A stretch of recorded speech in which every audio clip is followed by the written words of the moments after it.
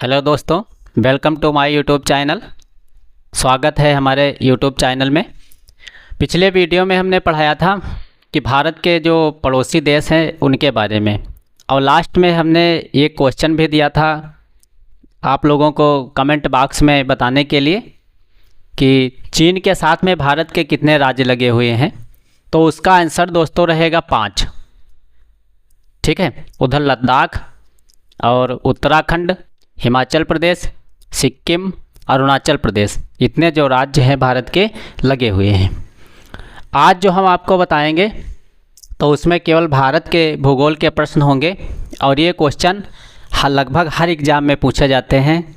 NTPC, SSC GD, UPSI, UPP, UPPCS, हर exam में पूछे जाते हैं। ठीक है दोस्तों, तो हमारा पहला क्वेश्चन रहेगा आज का कि भारत का क्षेत्रफल कितना है। तो भारत का जो क्षेत्रफल है वो है 32,87,263 वर्ग किलोमीटर, या कह सकते हैं 32.87 लाख वर्ग किलोमीटर। ठीक है दोस्तों, हाल ही में अभी दो देशों के पक्ष समझौता हुआ था भारत और बांग्लादेश के मध्य 2015 में। तो कुछ हिस्सा बांग्लादेश को मिला है और कुछ हिस्सा जो है भारत को मिला है। लगभग 2779 वर्ग किलोमीटर भारत को मिला है। तो जहाँ पे 63 है वहाँ पर 69 वर्ग किलोमीटर हो गया है, यानी कि भारत के जो हिस्से में है वो बढ़ोतरी हुई है। ठीक है, वो 41 वर्ष का पुराना विवाद था, वो उसको समाप्त किया गया है। दूसरा क्वेश्चन है भारत का क्षेत्रफल प्रतिशत में कितना है। भारत का क्षेत्रफल प्रतिशत में कितना है, तो ये संपूर्ण विश्व की बात की गई है कि संपूर्ण विश्व में भारत का जो हिस्सा है वो कितने % है। तो यहाँ पे 2.42% है दोस्तों। कितना है? 2.42% है। ठीक है, ये क्वेश्चन जो है लेखपाल की परीक्षा 2015 में पूछा गया है। हाल ही में उत्तर प्रदेश की पुलिस की परीक्षा हुई है, उसमें भी पूछा गया है। ठीक है, और आगे भी एनटीपीसी की परीक्षा होने वाली है, उसमें भी पूछा जा सकता है। अगला क्वेश्चन है भारत की स्थलीय सीमा की लंबाई कितनी है।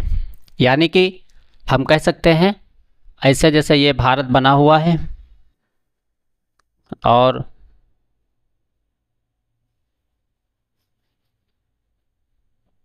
ये भारत है,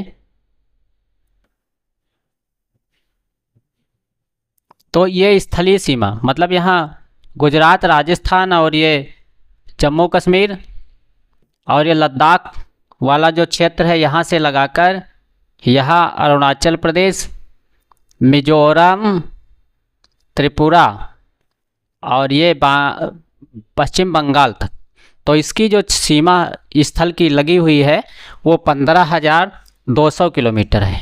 15,200 किलोमीटर है दोस्तों, जो गुजरात से लगाकर यहाँ पश्चिम बंगाल तक है।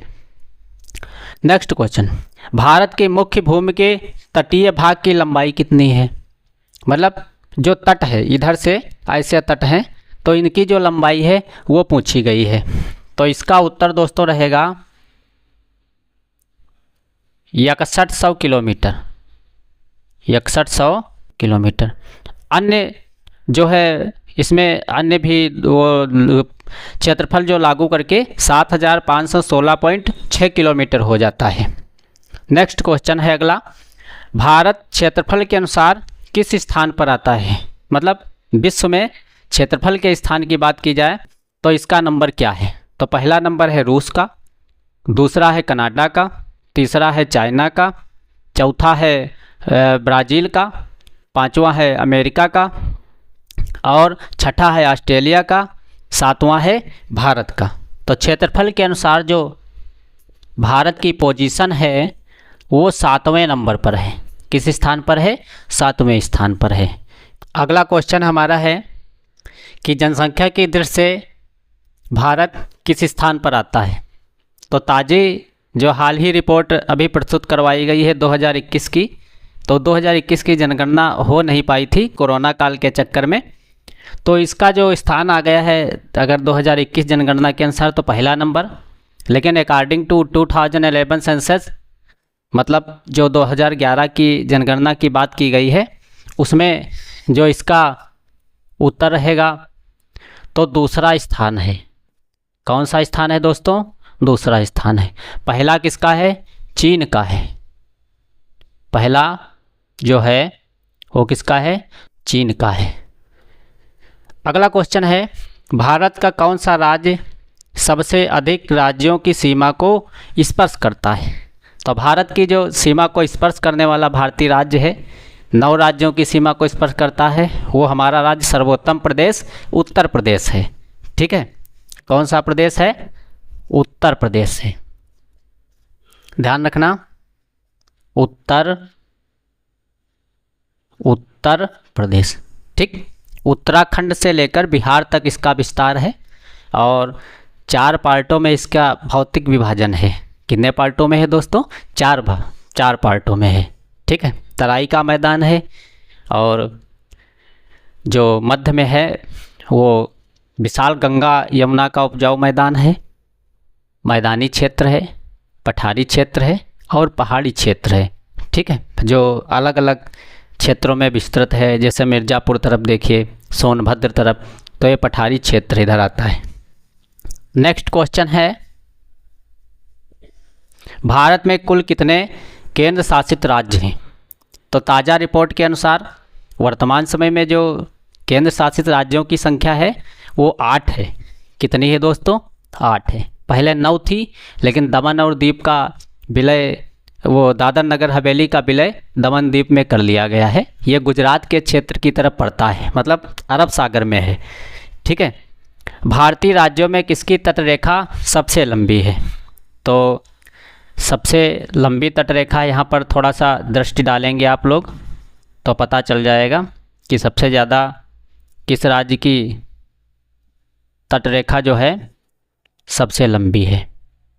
ये है अपना भारत। ठीक है, तो यहाँ पर एक राज्य पड़ता है, हमने उसमें पिछले वीडियो में बताया था, भारत का सबसे पश्चिमी राज्य जिसका नाम है गुजरात। कौन सा राज्य है दोस्तों? गुजरात है। तो इसकी जो तटरेखा है सबसे लंबी है। ठीक है, दूसरा नंबर जो है वो आता है तटरेखा में, वो आता है, उस राज्य का नाम है आंध्र प्रदेश है। ठीक, तो यहाँ पे उत्तर में क्या लिखेंगे दोस्तों? गुजरात। गुजरात, इसको सौराष्ट्र भी कहते थे पहले। ठीक है, यहाँ पे बहुत सारी चीज़ें प्रसिद्ध है। जो नर्मदा नदी के किनारे 182 मीटर की बनाई गई है मूर्ति, स्टैचू ऑफ यूनिटी, ठीक है, वो सरदार वल्लभ भाई पटेल की है। किस राज्य की तटरेखा सबसे छोटी है? तो ऊपर है महाराष्ट्र और यहाँ पे छोटा सा राज्य पड़ता है जिसका क्या नाम है? गोवा। ठीक है, तो उत्तर में क्या लिखेंगे यहाँ पर? गोवा। ठीक है, गोवा राज्य पर्यटन के मामले में सबसे अच्छा है क्योंकि सबसे ज़्यादा पैसा यहाँ पे पर्यटन के माध्यम से आता है। ये पहले फ्रांसीसियों के अधीन था, 1987 ईस्वी में पूर्णतया इसको आज़ाद करवा लिया गया और पूर्ण भारतीय राज्य घोषित कर दिया गया था। भारत में कुल कितने राज्य हैं, ये हम आप लोगों को क्वेश्चन दे रहे हैं और इसको कमेंट बॉक्स में आपको हल करके बताना है। धन्यवाद दोस्तों।